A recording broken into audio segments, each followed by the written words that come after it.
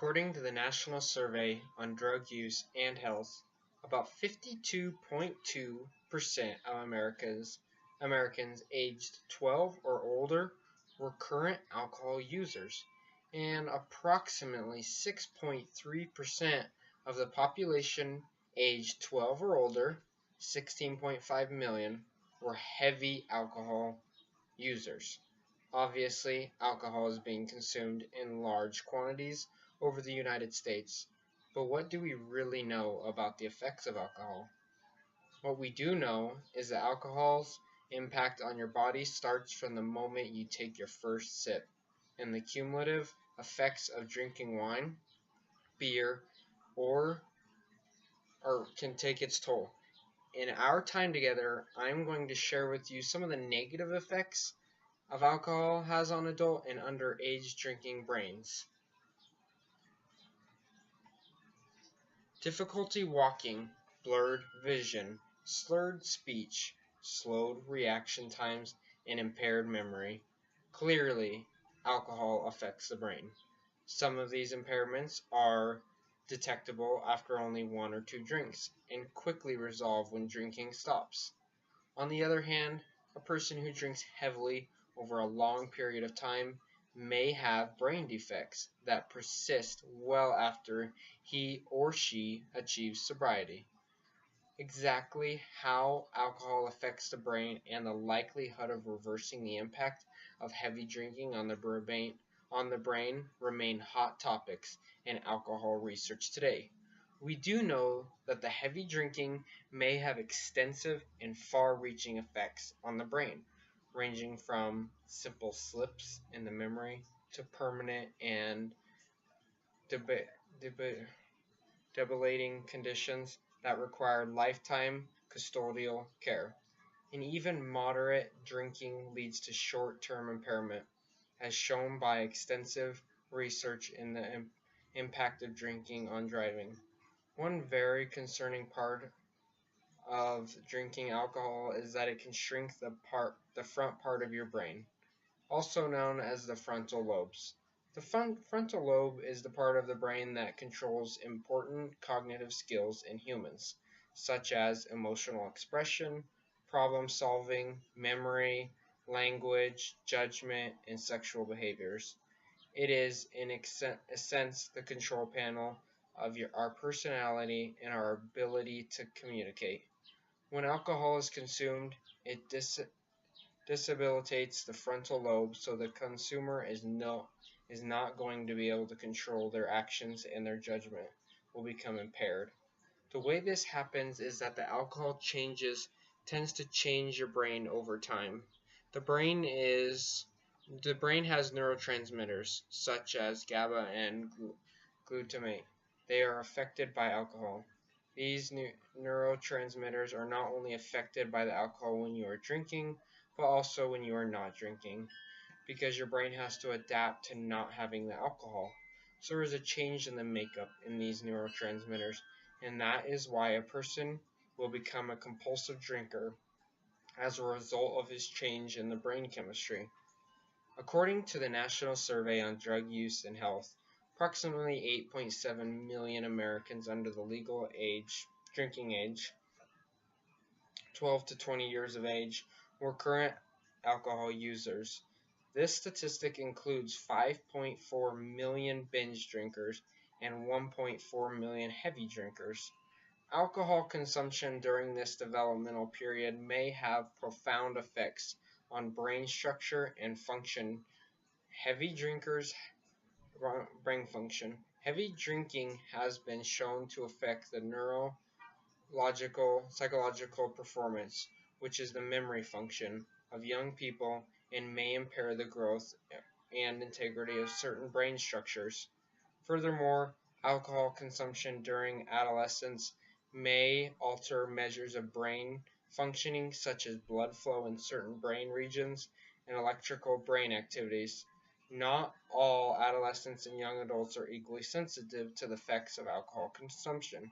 However, moderating factors such as family history of alcohol and other drug use disorders, gender, age, and onset of drinking patterns, use of other drugs, and co-occurring psychiatric disorders may influence the extent to which alcohol consumption interferes with an adolescent's normal brain development and functioning.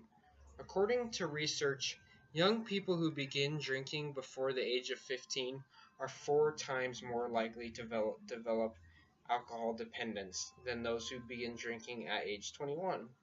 For teenagers, the effects of a drunken night out may linger long after the hangover wears off.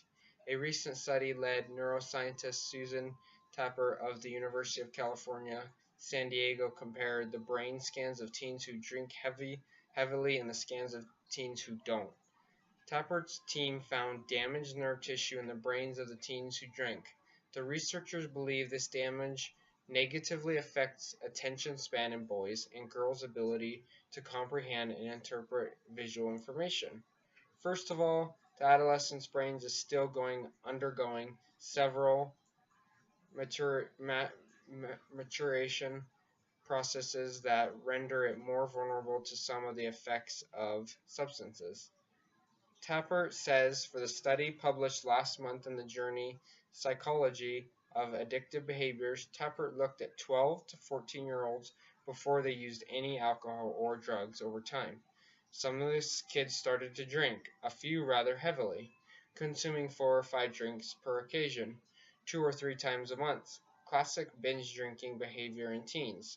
Comparing the young people who drank heavily with those who remained non-drinkers, Tuppert's team found that the binge drinkers did worse on thinking and memory tests. There was also a distinct gender difference. For girls who had been engaging in heavy drinking during adolescence, it looks like they're performing more poorly on tests of spatial functioning, which it links to mathematics, engineering kinds of functions. Tippert says in the boys, for the boys who engaged in binge drinking during adolescence, we see poor performance on tests of attention, so being able to focus on something that might be somewhat boring for a sustained period of time. Tapert says the magnitude of the difference is 10%. I like to think of it as a difference between an A and a B. Pediatrician and brain researcher Ron Dahl said from the University of Pittsburgh notes that adolescents seem to have a higher tolerance for the negative, immediate effects of binge drinking, such as feeling ill and nauseated, which makes it easier to consume higher amounts and enjoy some of the positive aspects. Dahl says, but of course, that also creates a liability for the spiral of addiction and binge use of these substances. He adds that there is a unique feature of the teenage brain that drives much behavior during adolescence.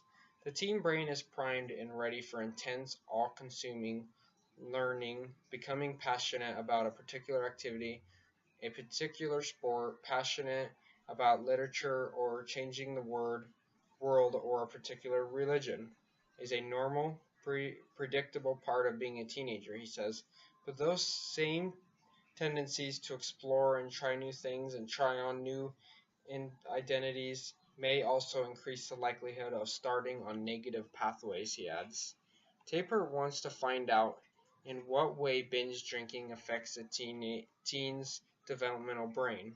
So using brain imaging, she focused on the white matter or nerve tissue of the brain. White matter is very important for the relay of information between brain cells, and we know that it is continuing to develop during adolescence. Tapert says, so Taper imagined the brains in 2 groups of high school students, binge drinkers and matched group of teens with no history of binge drinking. She reports in her recent study a marked difference in the white matter of the binge drinkers. They appeared to have a number of little dings throughout their brain's white matter, indicating poor quality. Taper says, and poor quality of a brain's white matter indicates poor, inefficient communication between brain cells. These results were actually surprising to me because the binge drinking kids hadn't in fact engaged in a great deal of binge drinking. They were drinking on average once or twice a month. But when they did drink, it was a relatively high quantity of at least 4 or 5 drinks on occasion, she says. In another study, Taper reported abnormal functioning in the hippocampus, a key area for memory function, in teen binge drinkers. Reflecting their abnormal brain scans, the teen drinkers did more poorly on learning verbal material than the non-drinking counterparts. That what remains unknown, says Taper, is cognitive downward slide in teenage binge drinkers is reversible. As you can see, the negative effects of drinking far outweigh any positive effects that might come with it. Drinking might be a way to let off some steam or to socialize, but the good news is there are many other ways to do both of these things. The effects that alcohol has on a young adolescent's brain is astronomical. I urge you to educate yourself more on the effects of alcohol and more on the decision that is going to benefit your personal and mental physical health. Thanks for watching, guys. Let me know how I did.